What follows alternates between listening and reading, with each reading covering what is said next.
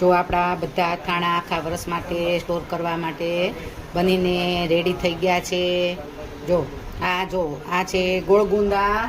આ જો ગુંદા છે ને આપણે આખા ગુંદા ધોઈ અને આપણે એને મીઠાના પાણીમાં 8 દિવસ રાખ્યા હતા. જે આપણે ખાટું પાણી નીકળે ને કેરીને કટકા કરીને આપણે ચોળ્યું હોય હળદર મીઠાળું એનું પાણી નીકળે ને એમાં આપણે રાખ્યા હતા. જો મસ્ત ગુંદા થઈ ગયા છે. હવે ખાવાની છોકરાઓને બહુ મજા આવે. જો આવી રીતે એની અંદરથી બધી ચીકાશે જતી રહે અને ખારા ને ખાટા લાગે. જો આવી રીતે છોકરાઓને બહુ જ ભાવે.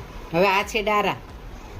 જો ડારા લઈ આવી ઝીણા ઝીણા સુધારી અને એને ખાટા પાણીમાં 1 દિવસ રાખી અને પછી રાઈ ક્રશ કરી અને તેલ રાઈને હળદર મીઠું નાખી અને એને ચોળી નાખ્યા છે. આ છે ગરમર. આને તે 1 દિવસ આખો દિવસ ઉપરથી છાલ કાઢી અને ખાટા પાણીમાં સાદા પાણીમાં રાખી અને બીજે દિવસે ખાટા પાણીમાં નાખી દેવાની છે. જો આની પ્રોસિજર આખી તમને બતાવેલી છે. આ ગોળ કેરી છે. જો આ ગોળ કેરી છે. જો અને આ ગુંદાનું અથાણું, કેરી ગુંદાનું. જો આપણું આખા વર્ષ માટેનું બધા અથાણા રેડી છે. હા, આમાંથી કોઈ અથાણાની જે પણ અથાણાની તમને રેસીપી જોતી હોય તો કોમેન્ટ બોક્સમાં જરૂરથી જણાવજો.